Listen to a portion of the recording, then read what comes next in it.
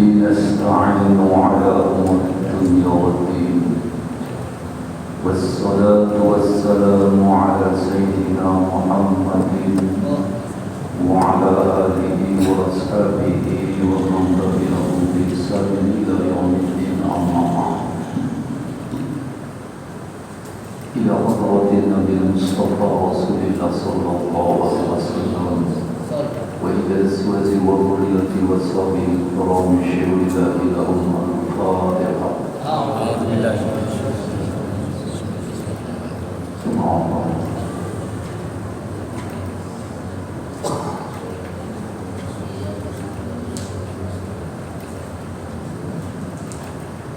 ثم إلى أرواح الأنبياء والمرسلين والأولياء والشهداء والصالحين وجميع الملائكة المقربين والعلماء العاملين والمصنفين والمخلصين والمجاهدين ثم إلى أرواح آبائنا وأمهاتنا وأجدادنا وجداتنا ومعلمين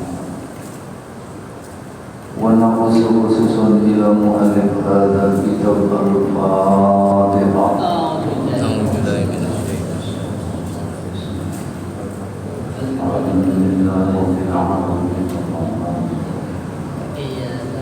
إياك نعبد وإياك نستعين اهدنا الصراط المستقيم صراط الذين أنعمت عليهم.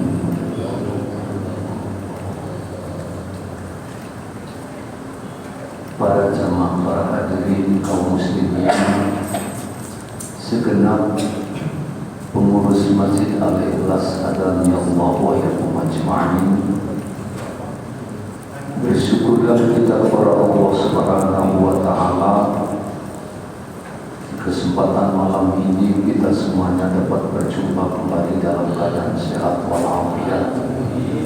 Mudah-mudahan Allah senantiasa memberikan tambahnya hidayah kepada kita semuanya. Bapak-bapak, para hadirin, para jamaah, sekitar 2 minggu lagi kita sudah akan memasuki Syahrul Ramadan, bulan Ramadan. Untuk itu di pertemuan kali ini saya ingin sampaikan sesuai dengan permintaan jamaah. Setelah kita sama-sama mempelajari tentang zakat, maka di kesempatan malam ini saya ingin menyampaikan tentang puasa. Para hadirin kaum muslimin hadani Allah wa yakum ajma'in. Tinjauan puasa itu bisa dilihat dari 2 aspek. Pertama, pengertian puasa menurut etimologi yang di dalam bahasa itu namanya lughatan.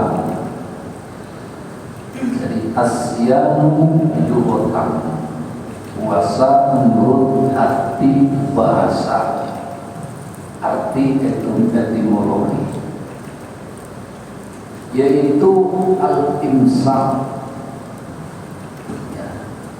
anis syai'i, menahan diri dari segala sesuatu. Jadi kalau orang berdiri diam saja, duduk diam saja, tidak ngobrol, tidak berbicara, tidak melakukan apa-apa, itu namanya puasa menurut arti bahasa. Beberapa belas tahun yang lalu saya pernah berjumpa, karena memang pada saat itu kaitannya adalah pertemuan lintas agama. Ada Hindu, ada Buddha, Kristen, ada 2 ya, Katolik sama Protestan ya. Maka ada sebuah organisasi Maka sebuah lembaga yang menghimpun dari berbagai agama itu namanya apa?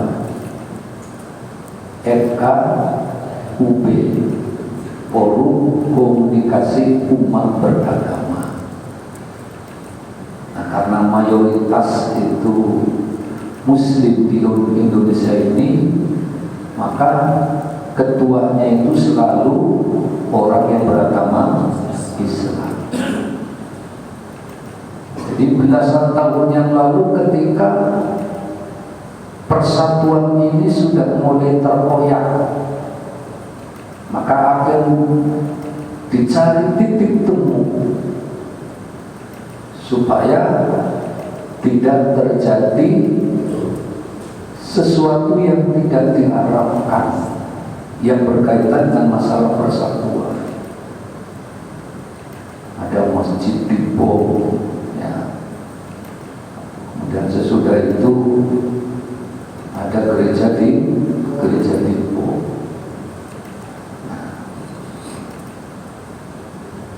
Di acara kopi break siang-siang, ya sekitar jam 9, jam 10 lah, saya bertemu dengan anak muda. Dia agamanya Buddha, ya. Di acara kopi break ini kan ada snack, ada minuman segala macam. Nah, pada saat itu berbicara masalah puasa, ternyata di agama Buddha pun ada puasa, hanya beda dengan kita caranya. Jadi kalau orang Buddha puasa itu minum boleh, minum boleh, yang tidak boleh makan. Nanti baru boleh makan setelah jam 12 siang.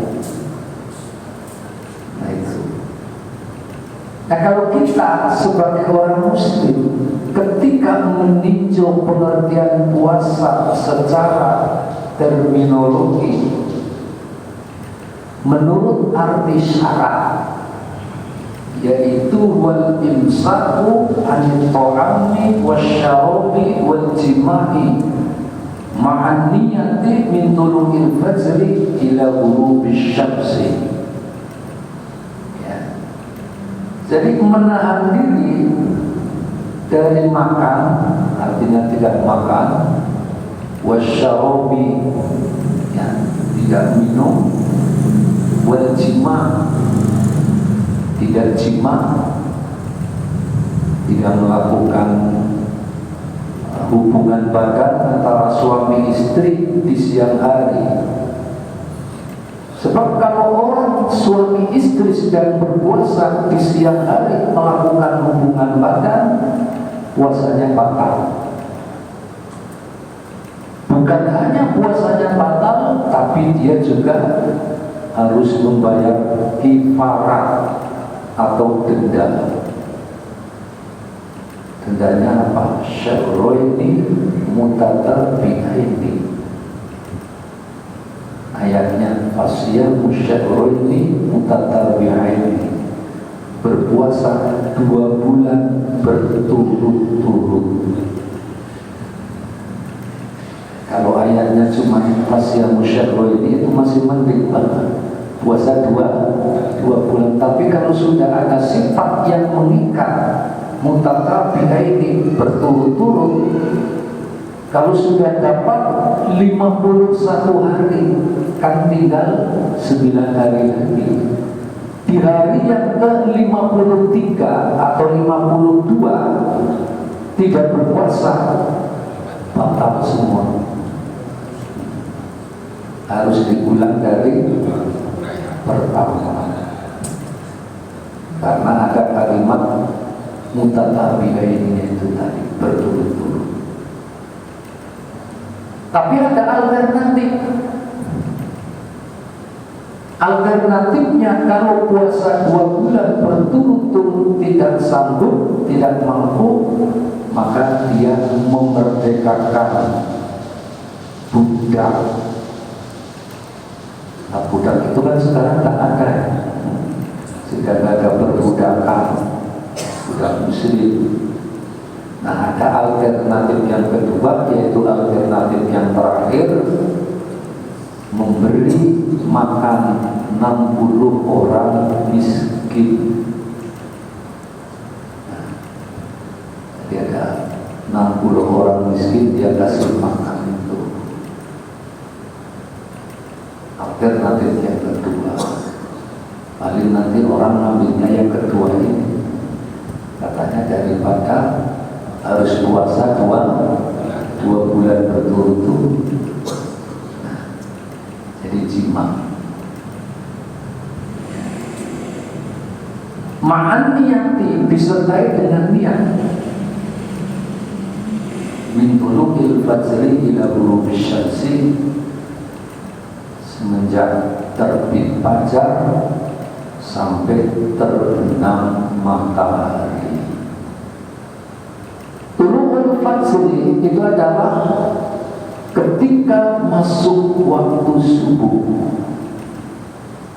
Berarti 10 menit sebelum subuh, kan namanya imsak. Nah, imsak itu lampu kuning, rambu-rambu lampu kuning. Ketika orang bangun belum sahur, lagi imsak, masih ada waktu buat makan. Nanti begitu sudah terdengar adzan untuk masuk waktu subuh, baru berhenti. Nah, itu yang di dalam Al-Quran disebut minal khaytil aswad, dan dari benang hitam ke benang putih.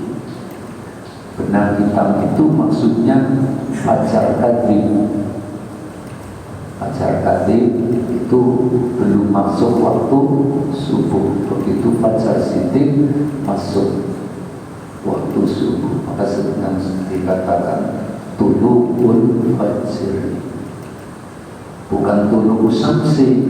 Jadi masuknya waktu subuh itu bukan dari terbit matahari, bukan, tapi terbit fajar. Nah, fajar itu terbitnya sebelum matahari terbit. Bapak-bapak, matahari itu begitu terbit langsung bulan. Beda dengan bulan. Wasyamsu tajri li mustaqarrin laha, dzalika taqdirul azizil alim. Matahari beredar pada porosnya, berputar pada garis edarnya, pada garis orbitnya yang demikian ini merupakan ketentuan, merupakan ketetapan dari Allah Subhanahu wa Ta'ala yang maha perkasa lagi maha mengetahui. Nah, karena itu maka peredaran matahari itu dipakai untuk menghitung masuknya waktu sholat. Waktu subuh tulu'ul fajri, waktu duhur zawalus syamsi, waktu maghrib ghurubus syamsi, waktu isya ghurubu safaqil ahmar. Nah, itu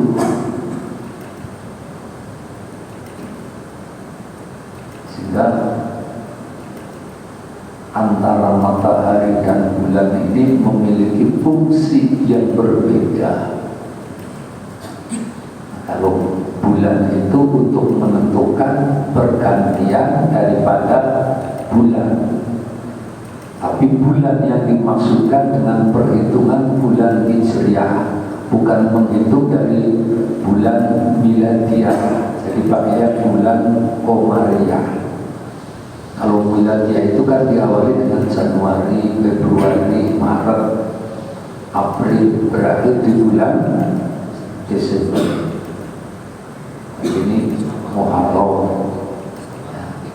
ya, Muharram. Kalau dulu di kampung disebutnya bulan apa? Suro, ya, bulan Suro. Suro itu dari asal katanya dari Al-Suro, 10. Asuro itu 10. Tapi bulan Muharramnya disebut sebagai bulan Suro, tanggalnya tanggal 10-nya tetap berjalan, maka disebut tanggal 10 Suro. Padahal Suro itu artinya 10, asal kata dari Asuro. Nah ini bapak-bapak. Wa kamalu istinami al-ma'fura wa adamil wuqu'il muharrama.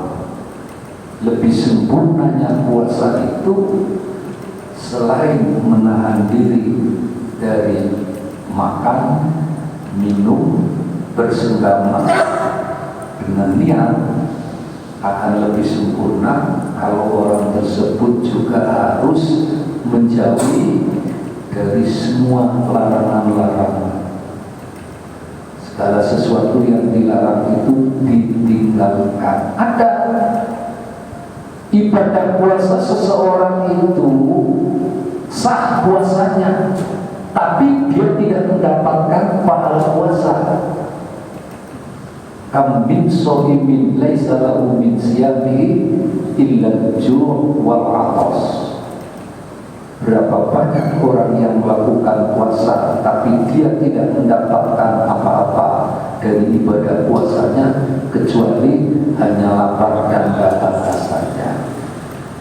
Mamanya sedang puasa tapi masih saja ya ngerubi, ngomongin orang. Itu harus dihindarkan semua itu. Biar sempurna puasanya.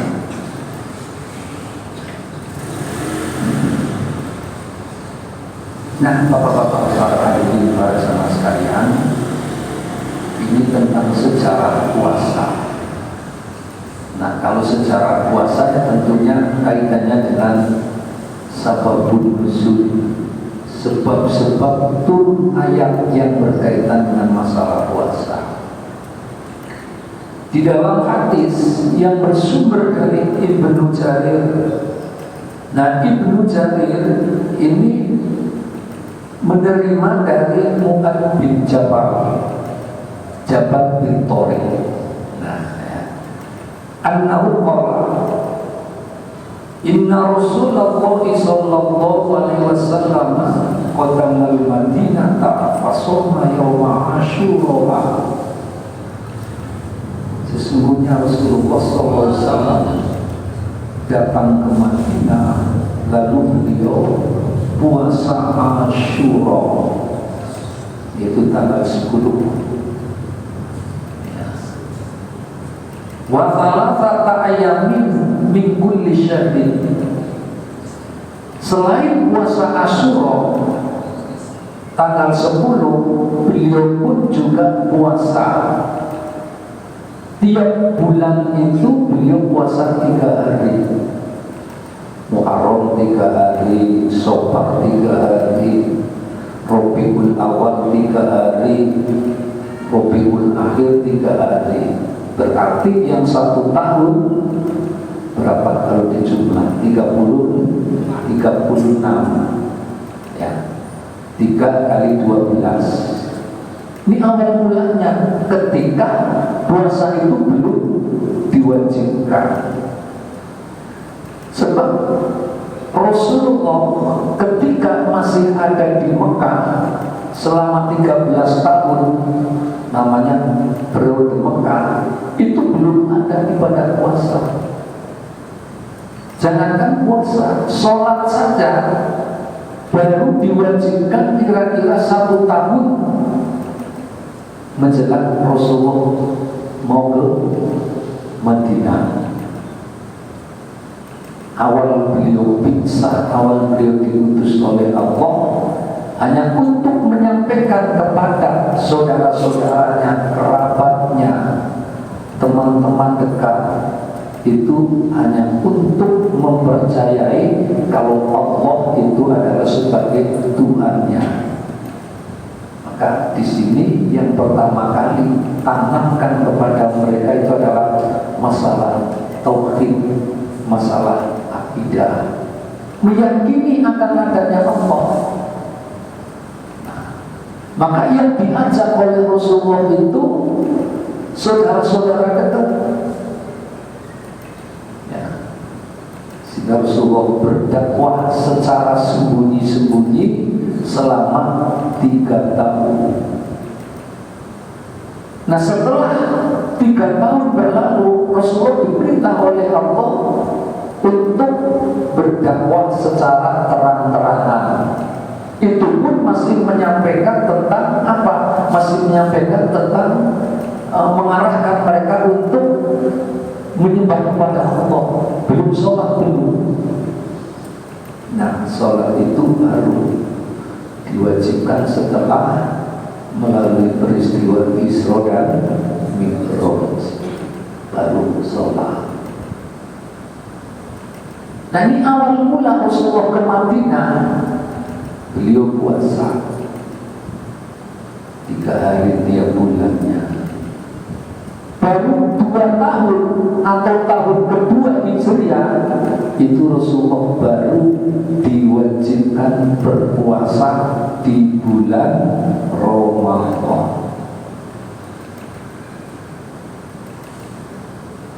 Di tahun pertama di Madinah baru ada sholat Jumat. Jadi di Mekah belum ada sholat Jumat. Ada sholat Jumat. Selain sholat Jumat juga ada panggilan untuk memberitahu bahwa telah masuk waktu.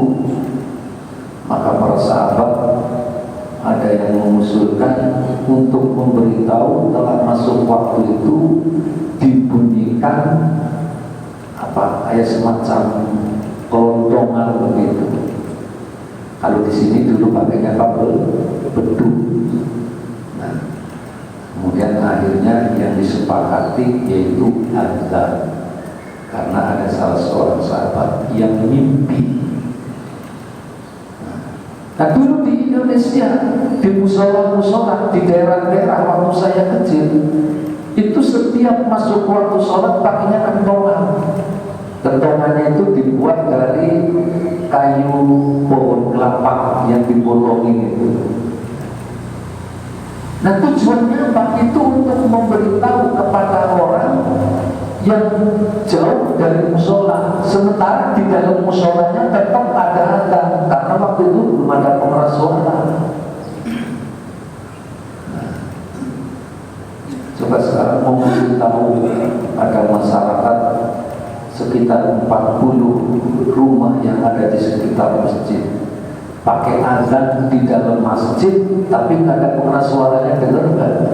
Kan nggak dengar. Makanya pakainya kentongan. Nah, kentongan itulah merupakan hasil budaya. Nah, kentongan akhirnya seiring dengan perubahan zaman, pergantian waktu, akhirnya kentongnya hilang. Tapi di masjid-masjid tertentu masih ada beduk, ya, beduk masih ada di samping adzan, ya. Adzan itu memang utamanya, kemudian beduk itu masih. Itu artinya apa? Untuk mengenang budaya masa lalu supaya jangan dihilangkan sama sekali. Di dalam itu dikenal dengan istilah kaidah usul fikih yang dibagi adalah al-mu'afarratu al-qatimi sholih wal akhdhu bil jadidil as-salah. Jadi tradisi-tradisi lama yang dianggapnya masih bagus ya dilestarikan gitu. Terus mengambil sesuatu yang baru yang lebih bagus lagi. Kalau ada sebuah ibarat bangunan rumah itu usianya sudah lebih dari 1 abad, maka rumah itu sudah kropos, rumah itu sudah lapuk. Di tengah-tengah rumah yang sudah kropos dan lapuk ternyata ditemukan kayu jati yang masih bagus, usianya lebih dari 1 abad yang lalu. Pertanyaannya, kira-kira kayu jati yang masih bagus dibuang apa dipakai lagi? Pakai lagi. Itu namanya al-muhafadzatu alal qadimi sholih.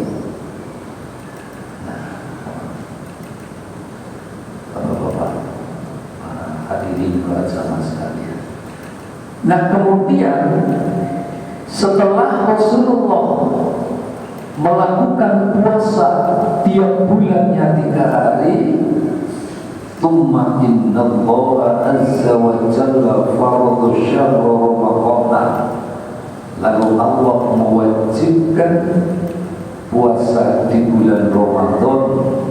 Fa anzalallahu ta'ala, ya ayyuhalladzina amanu kutiba alaikumusyamu kama kutiba alal ladzina min qablikum. Allah menurunkan ayat yang berbunyi, ya ayyuhalladzina amanu kutiba alaikumusyamu, wahai orang-orang yang beriman, diwajibkan atas kalian semuanya puasa di bulan Ramadan kama kutiba alal ladzina min qablikum, sebagaimana puasa itu juga telah diwajibkan kepada umat sebelum kalian semua. Itu berarti ayat ini menjelaskan sebelum Rasulullah, yaitu umatnya Nabi Isa, itu juga diwajibkan puasa. Cuma mereka merubah-rubah. Diwajibkan puasa oleh Allah. Di musim panas diganti di musim dingin. Nah, maka orang Nasrani itu sukanya merubah-rubah ajaran Allah, termasuk merubah-rubah kitabnya. Kitabnya sudah tidak murni lagi, sudah tidak asli lagi, sudah tidak orisinal lagi. Beda dengan Al-Quran. Kalau Al-Quran, Allah sudah berjanji, inna nahnu nazzalna dzikra wa inna lahu lahafizun. Kamilah yang menurunkan al-dzikra ayat Al-Quran, dan kamilah yang akan menjaga kemurnian dan keaslian daripada Al-Quran. Bagaimana caranya Allah menjaga kemurnian Al-Quran? Yaitu dengan banyaknya orang-orang yang hafal Al-Quran. 30 juz membayar. Kalau tidak diberikan keistimewaan oleh Allah, itu sulit untuk bisa menghafal Al-Quran. Namun demikian, ternyata bukan cuma orang Islam saja yang hafal Al-Quran. Bapak pernah dengar nggak dulu di Indonesia ada orang Belanda yang hafal Al-Quran? Siapa namanya? Senok Orgorannya. Itu orang Orientalis ya. Orang Orientalis yang mempelajari tentang Islam. Nah, mereka mempelajari tentang Islam bisa yang dipelajari tentang tafsir, tentang hadis, tentang Al-Quran. Nah, semua Al-Qurannya ini ya, penjajah yang masuk di Indonesia setelah belajar di Timur Tengah, maka disebut orang-orang Orientalis. belajar tentang Islam dan hafal Al-Quran fasih. Karena dia hafal Al-Quran dan dia fasih, maka begitu masuk ke Aceh, dia diterima, dianggap sebagai orang Muslim, dianggap sebagai ulama. Ternyata dia ingin menghancurkan Islam dari dalam. Karena itu Aceh baru dimasuki oleh Belanda, dikuasai oleh Belanda itu setelah masuknya Senoburg. Indonesia kan yang paling lama dijajah oleh Belanda kan Jawa, tanah Jawa. Berapa itu Jawa itu? 350 tahun. Itu kalau Aceh hanya beberapa tahun saja setelah masuk Senoburg.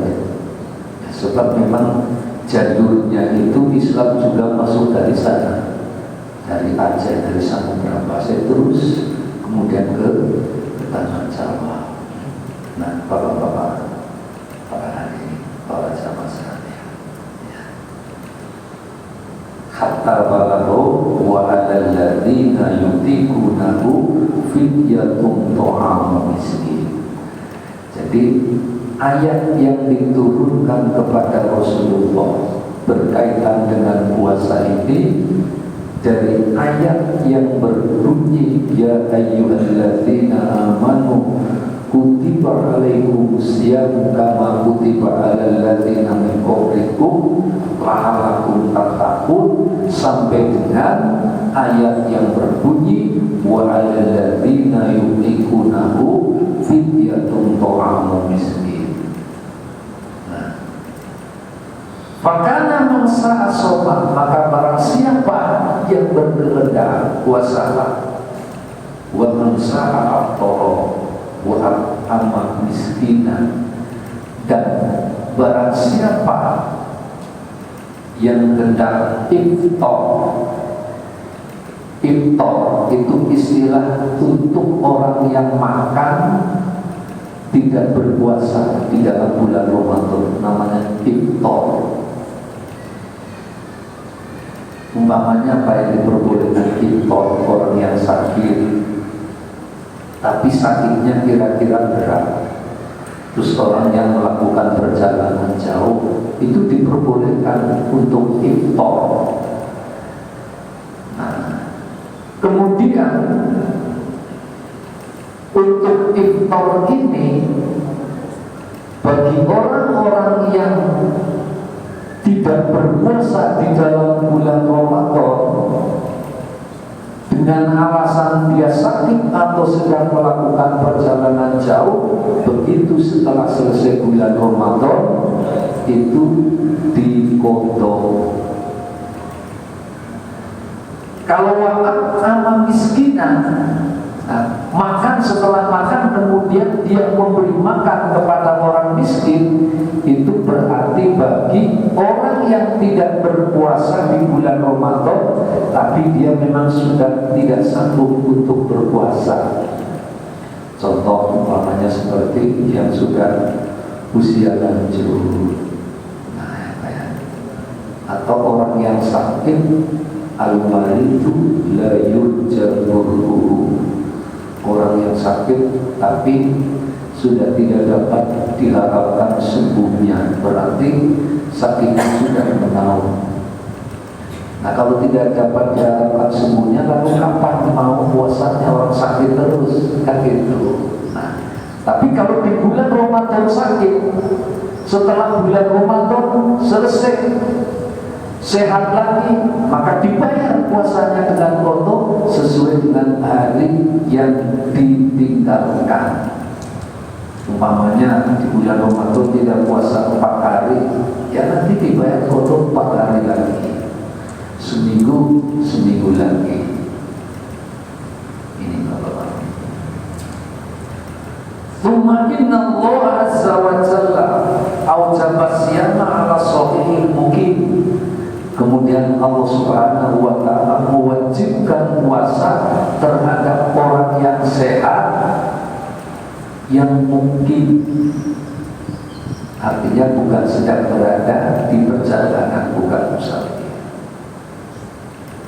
Watar it'ama lil kafiri alladzi la yastati'u shauma. Kemudian menetapkan untuk memberikan makan bagi orang yang sudah usia lanjut, yang sudah tidak mampu untuk berpuasa. Kemudian sesudah itu Allah menurunkan ayat yang berbunyi, faman syahida minkum syarra falyasumhu. Barang siapa yang melihat bulan di antara kamu, maka berpuasalah. Nah, sehingga di sini menjadi satu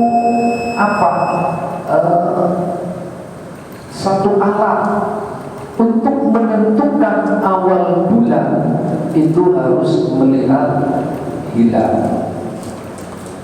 Nah, Bapak-bapak, ini kan bulan Sya'ban ini kalau di kalender secara perhitungan itu usianya 29 hari. Nanti berarti di tanggal 29 hari akan diadakan sidang isbat.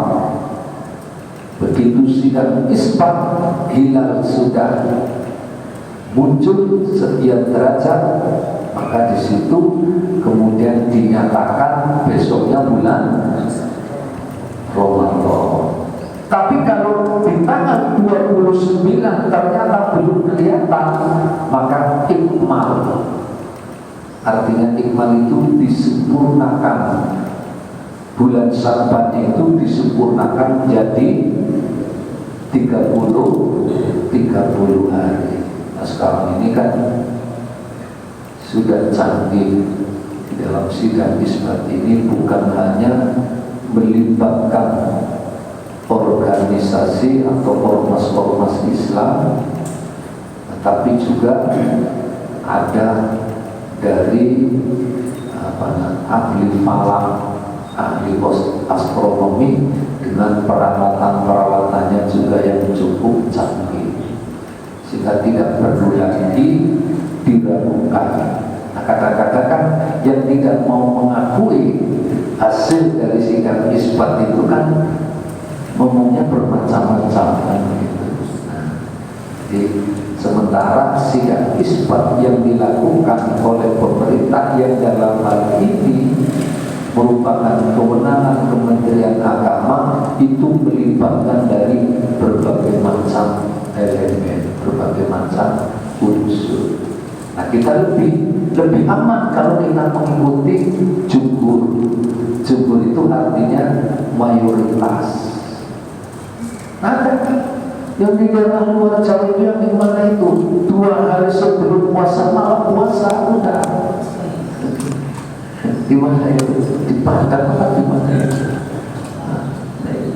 Nggak tahu apa yang dipakai perhitungan.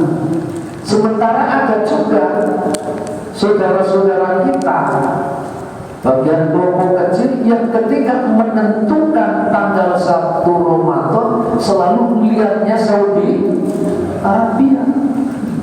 Padahal kan waktunya berbeda. Antara Indonesia dengan Saudi Arabia itu berbeda.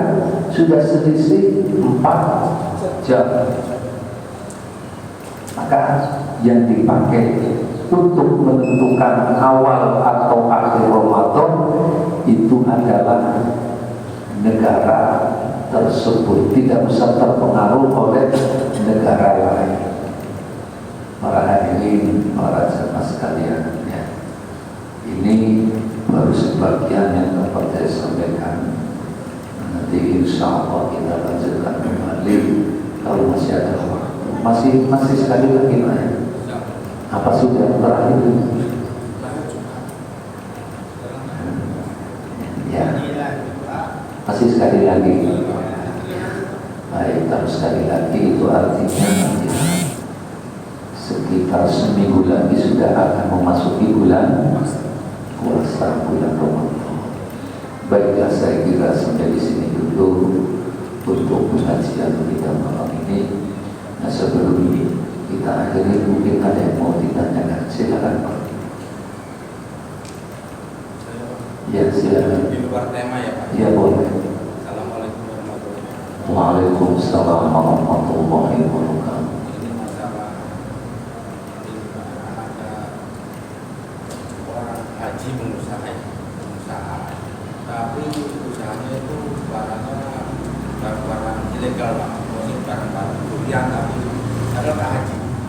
Itu barang-barang menampung seolah-olah, tapi dia beli walaupun ini barang-barang dia tahu itu barang-barang tadi. Itu hukumnya sama karyawannya itu hukumnya bagaimana? Yang bekerja. Baik. Kalau kita membeli sesuatu kepada orang lain, kita kan tidak perlu tanya barang dari mana. Gitu. Begitu berdagang juga, ini barangnya halal apa haram tidak perlu.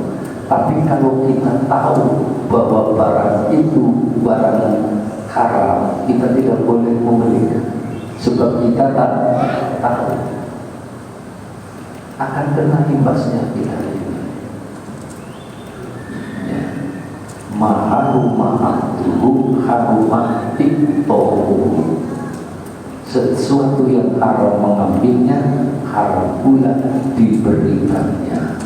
Maka ketika kita membeli sesuatu, nah sesuatu yang kita beli, kita tahu barang itu barang ilegal, barang itu barang haram, maka kita hindarkan, jangan sampai masuk ke dalam lingkaran itu, dihindari. Karyawannya pekerjaannya bagaimana?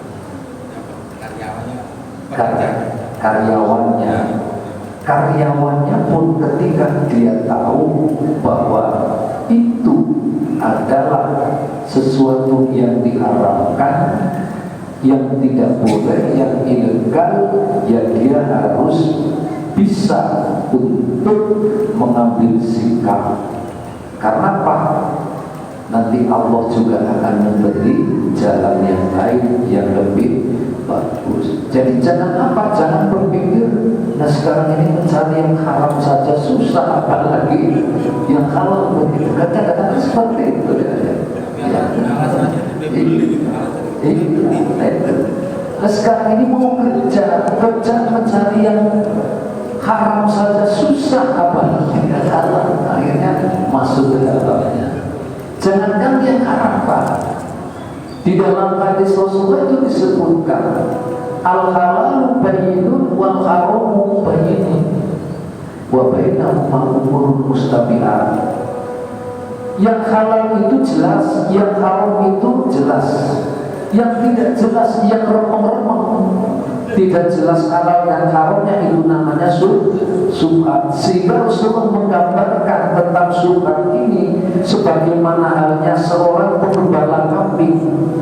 Kalau dia mengembalakan kambing dan kambing yang digembalakan itu dekat tanaman orang, yang dikhawatirkan kambing-kambing itu akan makan tanaman orang. Sehingga apa? Rasulullah mengajarkan kambing yang dia gembalakan itu harus dijauhkan dari tanaman itu, untuk menjaga supaya kambing itu tidak makan tanaman itu. Maka ketika kita menemukan sesuatu yang subhat, kita disuruh untuk menjauhinya. Maka hadis yang lain mengatakan tak mayaribuk tidak malayaribuk, tinggalkanlah sesuatu yang meragukan. Jadi ketika orang tersebut kerja, kok ragu, tempatnya ini kok kayaknya sesuatu yang menurut agama itu tidak benar, kan berarti dia ragu, maka tinggalkan. Nah, nanti Allah akan memberikan jalan keluar yang lain yang lebih bagus. Ada lagi? Baik Bapak-bapak, para hadirin, para jamaah sekalian, kalau tidak ada lagi, saya sudah sampai di sini dulu. Rabbana wa rabbana wa tarhamna wa nakunna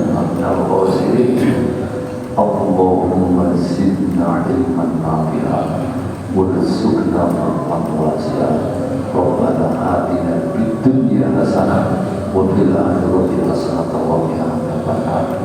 Subhana rabbika rabbil izzati amma yasifun wa salamun alal mursalin walhamdulillahi rabbil alamin. Assalamualaikum warahmatullahi wabarakatuh.